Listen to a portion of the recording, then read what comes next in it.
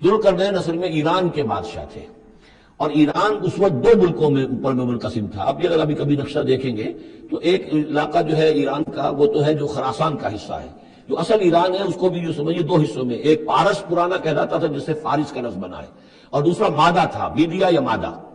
تو یہ ایک شخص ایسے ابھرے کہ جنہوں نے ان دونوں کو ملا کر ایک حکومت بنایا، اور وہاں سے سلطنت ایران کا جو یوں سمجھیے کہ جو ان کا ایک سنہرا دور ہے، اور ان کی عظمت و سطوت جس کی کہ وہ بہت زیادہ جس پر فخر کرتے ہیں، اس لیے کہ ایرانی قوم بڑی نیشنلسٹ ہے، نسل پرست ہے، ان کے اندر اپنی تاریخ پر، اپنی روایات پر جو ہے وہ بہت ان کو فخر ہے۔ تو وہاں سے وہ دور شروع ہوا، اور انہوں نے پھر اس علامت میں کہ میں نے دو ملکوں کو جوڑ کر ایک بنایا ہے، اپنے تاج کے اندر دو سینگ لگا لیے تھے، اور وہ جو ہے ذوالقرنین یہ لقب ان کا ہو گیا تھا۔ اس کے حوالے سے سوال کیا گیا، اور اس کے بارے میں تفصیل جو اگلے رکوع میں آئے گی۔ اعوذ باللہ من الشیطان الرجیم، بسم اللہ الرحمن الرحیم۔ وَيَسْأَلُونَكَ عَنْ ذِي الْقَرْنَيْنِ قُلْ سَأَتْلُو عَلَيْكُمْ مِنْهُ ذِكْرًا۔ صدق اللہ العظیم۔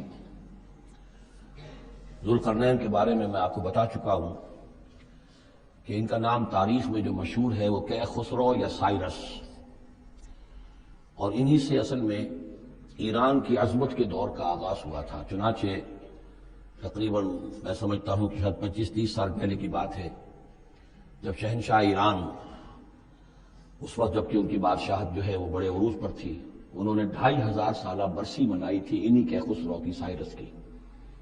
ان کی قبر جو ہے مقبرہ وہ دریافت ہو گیا تھا، اور وہاں پر ان کا ایک مجسمہ بھی دریافت ہوا تھا کھدائی پر۔ اس مجسمے میں وہ دو لگے ہوئے تھے سینگ بھی۔ اس موضوع پر سب سے پہلے مولانا ابوالکلام آزاد مرحوم نے جو اپنی ترجمان القرآن کے نام سے انہوں نے مختصر ترجمہ اور تفسیر لکھی ہے، اس میں بڑے تفصیلی نوٹس لکھے ہیں۔ سب سے پہلے اہل علم کے حلقے میں ان کے بارے میں جو معلومات ہیں وہ ان کے ذریعے سے آئی ہیں، اب یہ تقریباً یونیورسلی ایکسیپٹڈ ہے۔ پھر سوال پیدا ہوتا ہے کہ ان سے کیا دلچسپی یہود کو تھی، تو وہ بھی سمجھ لیجئے کہ نبوکدنضر نے 587 قبل مسیح میں حملہ کیا تھا فلسطین پر، اور نبوکدنضر عراق کا بادشاہ تھا۔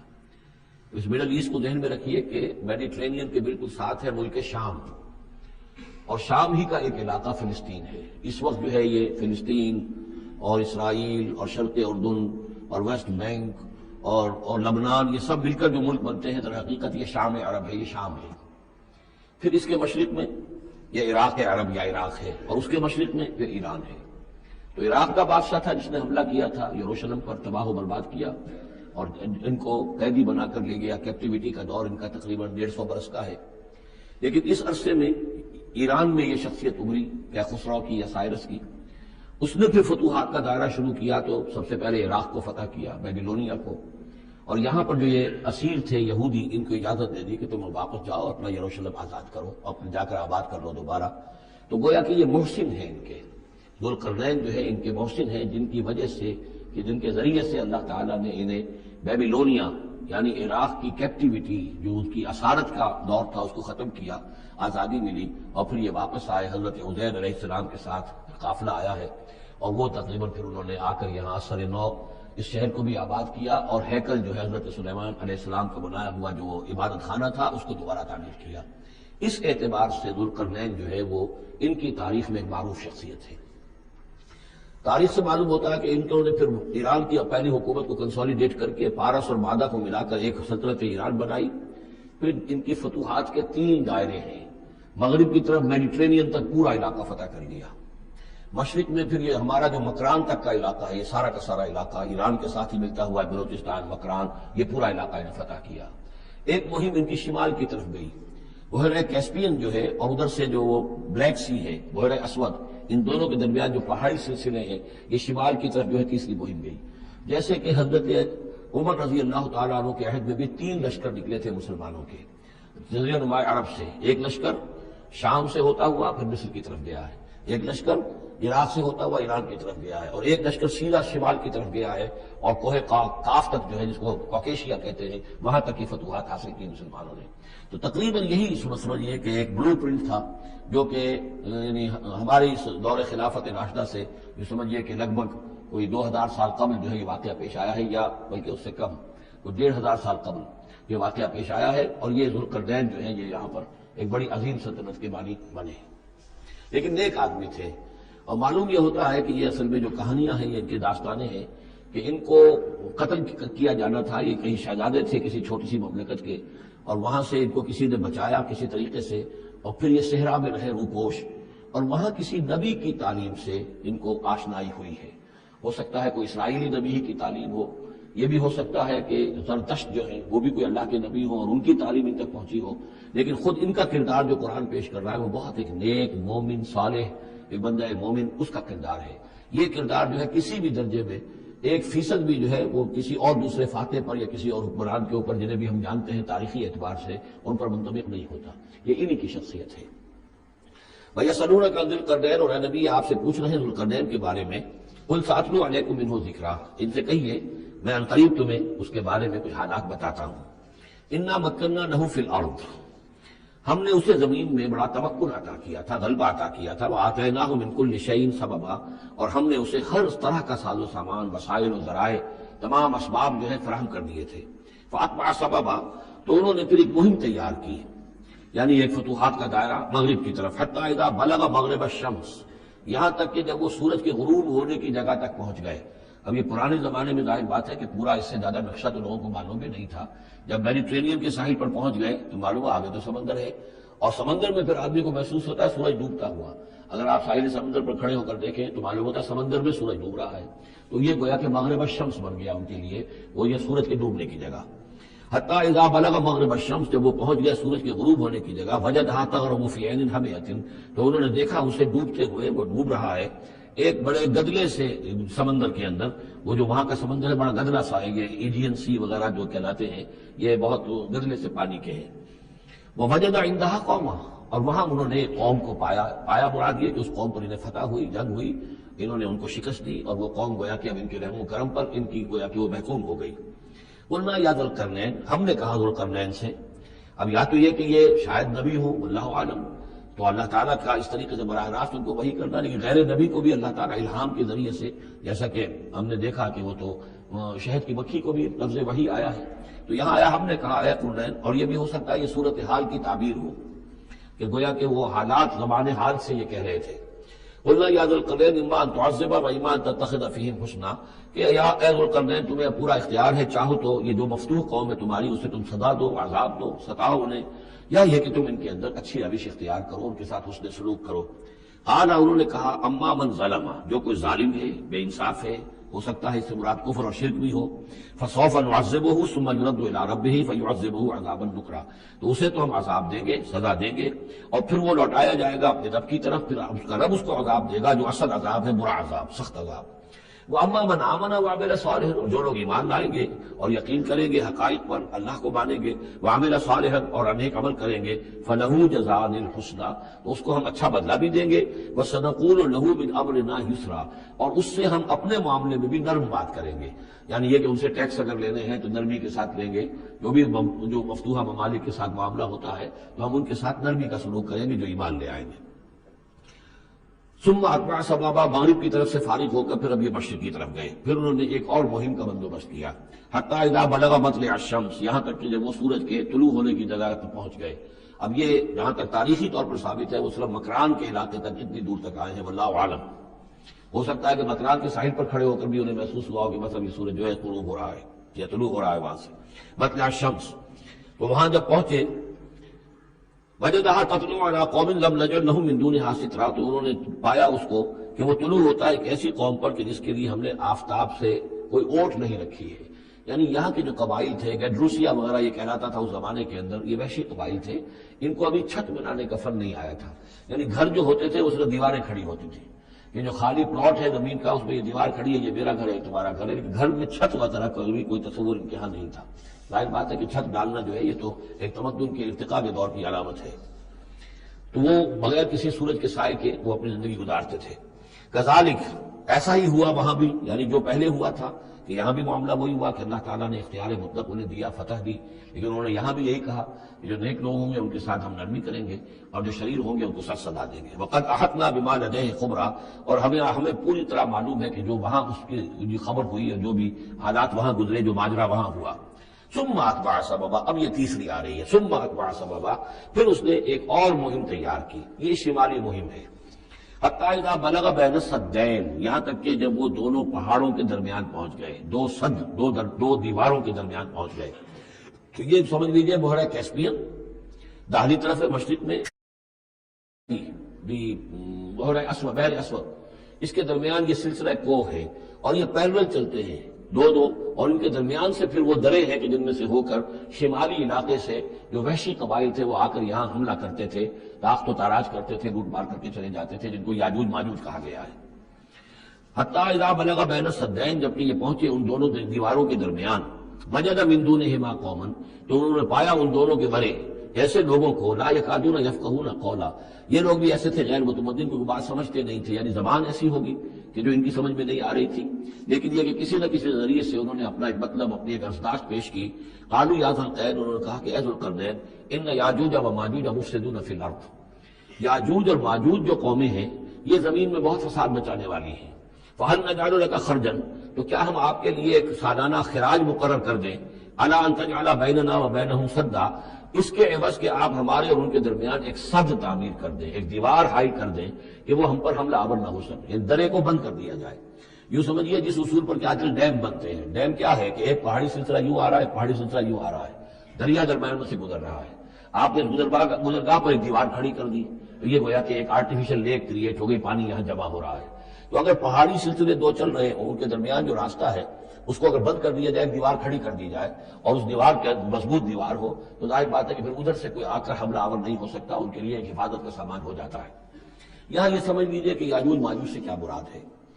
حضرت یافس علیہ السلام، جو تین بیٹے تھے حضرت نوح علیہ السلام کے، سام، حام، یافس، سامی نسل کے بارے میں تو ہم نے بہت کچھ سمجھ لیا کہ حضرت ابراہیم بھی سامی نسل سے تھے، پھر قوم عاد بھی سام ہی کے نسل کی ایک شاخ تھی، قوم سمود بھی اسی کی شاخ تھی، یہ تمام جو ہے یہ تو سیمیٹک بیسس ہے۔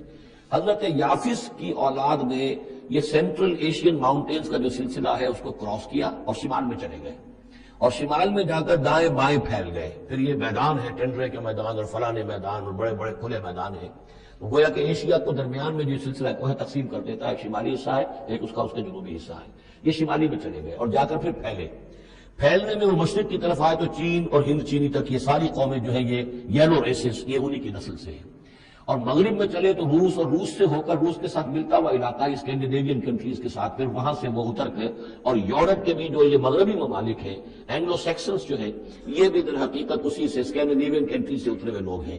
تو یوں سمجھ لیجئے کہ ویسٹرن یورپ اور ایسٹرن یورپ کا بھی خاص طور پر شمالی علاقہ، اور پورا یہ روس کا علاقہ، اور پورا صحرائے گوبی، اور پورا چین، اور وہاں تک جو ہے ہند چینی تک، یہ یافس کی نسل ہے۔ یافس کے جن بیٹوں کے نام تورات میں آئے ہیں، کئی نام ہیں، وہ کوئی ایک دو نہیں، ان میں گوگ اینڈ میگوگ بھی ہے، توبال بھی ہے، ماسک بھی ہے، ماسک ایک شخص کا نام ہے، اور ماسکو ہو سکتا ہے کہ اسی نے آباد کیا ہو اور وہیں سے وہ نام بنا ہو۔ توبال اور بالٹک سی جو ہے اس ایریا کے اندر جو ہے بالٹک سٹیٹس، توبال ان کے ایک بیٹے کا نام تھا، یہ تورات کے اندر نام دیے گئے ہیں۔ گوگ اینڈ میگوگ، جاجوج ماجوج، یہ بھی انہی کے بیٹوں کی۔ یہ تمام اقوام جو ہے یہ وحشی ہیں، اور یہ تاخت و تاراج کرنا، لوٹ مار کرنا، یہ ان کا طریقہ ہے، اور ان کا ہے ذکر جو یہاں پر ہو رہا ہے۔ یہ جو سیلاب آیا تھا، کولونیل سیلاب جو ہم پر آیا تھا، جس میں کہ یہ اینگلو سیکسنز تھے، یہ سب کے سب جو ہیں یہ اسی نارڈک ریسز سے ہیں، یہ بھی یاجوج اور ماجوج کی نسل ہیں۔ ایک سیلاب ان کا آ چکا ہے جو آیا تھا یورپ سے نکل کر، یہ کولونیل سیلاب آیا اور پوری دنیا کے اوپر چھا گیا تھا، ایشیا اور افریقہ کو انہوں نے فتح کیا، کولونائز کیا۔ اب اگرچہ ان کی وہ بساط ایک دفعہ تو لپیٹ دی گئی ہے، وہ واپس چلے گئے ہیں، انڈائریکٹلی ہم پر حکومت کر رہے ہیں، ابھی ان کے جو ملٹی نیشنلز ہیں ان کے ذریعے سے، یا بینکوں کے ذریعے سے، آئی ایم ایف کے ذریعے سے، ورلڈ بینک کے ذریعے سے انڈائریکٹ حکومت ہے جو نیو ورلڈ آرڈر ہے۔ لیکن یہ ہے کہ ابھی ایک اور جو سیلاب ان کا آنے والا ہے وہ آتا ہے احوال قیامت کے معاملات میں۔ آرمگڈون کے بعد جب حضرت مسیح علیہ السلام کا نزول ہو چکے گا اور یہودیوں کا خاتمہ ہو چکے گا، اور پھر یہ کہ تمام جو عیسائی ہیں وہ مسلمان ہو جائیں گے، عیسائیت ختم ہو جائے گی حضرت مسیح علیہ السلام کے آنے کے بعد، اور مسلمان اور عیسائی مل کر ایک ملت بن جائیں گے، سب مسلمان ہوں گے۔ اس کے بعد آخری سیلاب پھر آنا ہے جو اس کے خلاف وہ احادیث میں آتا ہے، پھر وہ یاجوج اور ماجوج کا ہوگا، اور میرے نزدیک یہ یاجوج اور ماجوج جو ہے وہ ایسٹرن علاقے سے آئیں گے، چائنا وغیرہ سے، ہند چینی سے۔ آرمگڈون جو ابھی ہونی ہے فوری طور پر بڑی جنگ، اس میں یہ لوگ جو ہے بیٹھے رہیں گے، یہ جنگ میں حصہ نہیں لیں گے۔ یہ مڈل ایسٹ میں جنگ ہوگی، یورپین پاور ساری ہوں گی، کرسچین پوری طاقتیں ہوں گی، اور ادھر جو ہے مسلمان ہوں گے، اور حضرت مہدی جو ظاہر ہوں گے جو اللہ تعالیٰ عنایت کرے گا مسلمانوں کو لیڈر عرب کے اندر وہ پیدا ہوں گے، مجدد ہوں گے، اور ان کے ذریعے سے عرب کے اندر ایک اسلامی حکومت بھی قائم ہوگی. لیکن ان کے لیے مدد کے لیے خراسان کے علاقے سے فوجیں آئیں گی، مشرق سے آئیں گی، اور یہ علاقہ جو ہے وہ ہے جو ہمارے قریب ہے اور ہم بھی اسی علاقے میں ہیں. اللہ تعالیٰ ہمیں توفیق دے کہ یہاں وہ ہم پہلے اس نظام خلافت قائم کریں تاکہ یہاں سے پھر فوجیں جائیں اور حضرت مسیح کے ساتھ ہو کر اور حضرت مہدی کے ساتھ ہو کر عیسائیوں اور یہودیوں کے ساتھ جنگ کریں، اور بالآخر پھر یہ کہ پوری دنیا میں اسلام کا بول بالا ہوگا. لیکن جب یہ ہو چکے گا اس کے بعد ایک سیلاب پھر آئے گا یاجوج اور ماجوج کا. تو یہ چونکہ پوری ایک سلسلہ ہے، ایک نسلیں ہیں اس کے اندر بہت سی، تو ان میں چونکہ تفصیلی اعتبار سے بہت سی باتیں جو ہے مختلف آراء بھی سامنے آئیں گی، تو میں نے جو رائے میری ہے وہ آپ کے سامنے بیان کر دی ہے. اس وقت میں وہ یاجوج ماجوج تھے جو ان شمالی دروں سے آ کر حملے کرتے تھے. الا ان تجعل بیننا وبینہم سدا، تو کیا ہم آپ کے لیے ایک سالانہ خراج طے کر دیں تاکہ آپ ہمارے لیے یہاں ایک سد تعمیر کر دیں، ایک بند باندھ دیں یہاں پر. قال ما مکنی فیہ ربی خیر. اب دیکھیے ان کا کردار کا، مجھے جو کچھ میرے رب نے دے رکھا ہے، دولت دے رکھی ہے، مال دے رکھا ہے، وہ بہت بہتر ہے اس سے یہ جو تم مجھے پیش کر رہے ہو. مجھے خراج کی ضرورت نہیں ہے. ہاں تمہاری ایک ضرورت ہے، میں وہ پوری کر دیتا ہوں. فاعینونی بقوت، مجھے مین پاور فراہم کرو، باقی ساری سامان جو ہے میں فراہم کر لوں گا، لیکن بہرحال اس کو بنانے کے لیے، دیوار بنانے کے لیے اور دونوں پہاڑوں کے درمیان اتنی بڑی جو سد تعمیر کرنے کے لیے جو مین پاور چاہیے، اعینونی بقوت، تو محنت کے ذریعے سے، مین پاور کے ذریعے سے میری مدد کرو. اجعل بینکم وبینہم ردما، میں ان کے اور تمہارے درمیان ایک موٹی دیوار بنا دوں گا. آتونی زبر الحدید، لاؤ میرے پاس تختے لوہے کے. حتیٰ اذا ساوا بین الصدفین، یہاں تک کہ جب دونوں جو اونچانے تھیں اس کے درمیان کا پورا علاقہ پر ہو گیا، بھر گیا، وہ لوہے کے تختے جو ہیں اس کے اندر بھرے جا رہے ہیں. حتیٰ اذا ساوا، برابر کر دیا دونوں پھانکوں تک پہاڑ کی. قال انفخوا، اب ان کا کہ آگ جلاؤ اس کے نیچے. وہ دہکا دی بھٹی جس سے کہ وہ لوہا گرم ہوا اور لوہے کی تختے جو ہے وہ گرم ہو گئے. حتیٰ اذا جعلہ نارا، جبکہ وہ سارے کے سارے لوہے کے جو تپ گئے خود اور سرخ ہو گئے. قال آتونی افرغ علیہ قطرہ، تو کہا لاؤ میرے پاس پگھلا ہوا تانبا کہ میں اس کے اوپر انھیل دوں. تو اس طریقے سے گرین فورس کانکریٹ سے بھی 10 گنا سمجھیے مضبوط شے انہوں نے بنا دی کہ اس میں لوہا اور پھر لوہا سیسا یا تانبا پلایا ہوا، تو اس طریقے سے ایک بڑی مضبوط دیوار قائم کر دی. اس دیوار کے جو آثار اب بھی موجود ہیں، دیوار تو موجود نہیں ہے، یہ داریال اور دربند کے درمیان یہ کشادہ راستہ ہے اب بھی، یہ ویسٹ کوسٹ جو ہے کیسپیئن کا اس کے ساتھ. اس کی لمبائی 50 میل اور اس کی اونچائی 29 فٹ اور 10 فٹ چوڑی یہ دیوار تھی جو اس وقت بنی ہے. یعنی جس طریقے سے کہ بنتے ہیں بڑے بڑے بند، ان سے بھی بڑی یہ تھی سد تعبیر کی گئی. السد العالی کہلاتا ہے اسوان ڈیم جو ہے، جو مصریوں نے بنایا تھا، بہت بڑا ڈیم، السد العالی، اونچی دیوار. تو ہمارے ہاں یہ تربیلا اور منگلا یہ سب کیا ہے، یہ اسی طرح کے ڈیم ہیں کہ پہاڑی سلسلے آ رہے ہیں، دریا سے آ رہا تھا، وہاں اپنے دیوار کھڑی کر دی، پانی رک گیا اور وہ جھیل بن گئی. فمستطاعوا یظہروہ، تو انہوں نے کہا کہ اب یہ لوگ نہ تو یہ اس کے اوپر سے آ سکیں گے، اس کو نہ چڑھ سکیں گے، ومستطاعوا لہ نقبا، نہ اس میں کوئی سوراخ لگا سکیں گے، نقب لگا سکیں گے. قال ھذا رحمۃ من ربی، یہ سب اتنا بڑا کارنامہ کر کے بھی انہوں نے کہا یہ سب رحمت ہے میرے رب کی طرف سے، میرا کوئی کمال نہیں، یہ سب اللہ کی طرف سے ہے. فَإِذَا جَاءَ وَعْدُ رَبِّي، اور جب میرے رب کا وعدہ آئے گا، جَعَلَهُ دَكَّا، وہ اس پوری دیوار کو جو ہے ریزہ ریزہ کر دے گا، ختم ہو جائے گی دیوار. اب وہ دیوار وہاں موجود نہیں ہے، وہ ختم ہو چکی ہے امتداد زمانہ سے، اب اس کے کوئی آثار باقی نہیں رہے. بس آثار معلوم ہو جاتے ہیں کہ یہاں وہ دیوار ہوتی تھی، جس سے کہ میں نے ڈائمنشنز آپ کو دیے ہیں. وَكَانَ وَعْدُ رَبِّي حَقًّا، اور میرے رب کا وعدہ جو ہے وہ حق ہے، سچ ہے، پورا ہو کر رہے گا. وَتَرَكْنَا بَعْضَهُمْ يَوْمَئِذٍ يَمُوجُ فِي بَعْضٍ، اب جب یہ وقت آئے گا اللہ تعالیٰ کا قیامت کا وقت، تو ہم چھوڑ دیں گے اس روز ان کو، یہ ایک دوسرے میں گتھم گتھا ہو جائیں گے. یہ جو کچھ ہونے والا ہے قرب قیامت سے پہلے، جس قسم کے لشکر آنے ہیں اور جیسی جنگیں ہونی ہیں، اور یہ جو یاجوج ماجوج جب آئیں گے تو آتا ہے احادیث کے اندر کہ پورے دریا اور پورے سمندر پی جائیں گے، ہر چیز کھا جائیں گے. اور یہ معلوم ہوتا ہے کہ یہ چینیوں کے ہاں تو خاص طور پر سانپ بچھو جو شے ہو، کتا بلی، ہر شے چٹ ہو جاتی، کوئی شے نہیں چھوڑتے. اور میں سمجھتا ہوں کہ شاید آدم خور بھی ہو یہ کہ کسی وقت میں جب ان کو ضرورت پڑے تو آدمی کو بھی کھا جائے، جو کتے کو، بلی کو، سانپ کو، بچھو کو، ہر چیز کو کھا جائے. تو ان لوگوں کا معاملہ جو ہے واقعتاً یہ جب ابھی تو ذرا رکے ہوئے ہیں، کنٹینڈ ہے ایک طرح سے، لیکن ایک وقت میں ان کا بند کھلے گا. اور چونکہ پھر یہ جو ہے تمام چاروں طرف ان کے پہاڑ ہیں، ہر پہاڑ کی اونچائی پر سے من کل حدب ینسلون، نیچے اترتے ہوئے نظر آئیں گے. اور یہ نقشہ بعین ہی اسی طرح اخبارات میں آیا تھا جب 62 میں وار ہوئی ہے نیفا میں، جو ہندوستان کا مشرقی جو علاقہ تھا جہاں کہ چین اور بھارت کی جنگ ہوئی ہے. تو اس کے الفاظ جو اخبارات میں آئے تھے، waves after waves of Chinese soldier were coming down the slopes. نہروں کی طرح، موجوں کی طرح چلے آئے. ان کے تو اتنے آدمی ہیں، ان کا تو کہنا یہ ہے کہ تم سب کے سب ہلاک ہو جاؤ گے، ہمیں تم ہلاک نہیں کر سکتے، ہم تو چیونٹیوں کی طرح جو ہے بلوں کے اندر گھس جائیں گے. ایٹمک وارفیئر کے بعد تمہارا تہس نہس ہو جائے گا، ہمارا کچھ نہیں بگڑے گا، ہم پھر نکلیں گے اور پوری دنیا کو فتح کریں گے. وہ یہ کہتے ہیں.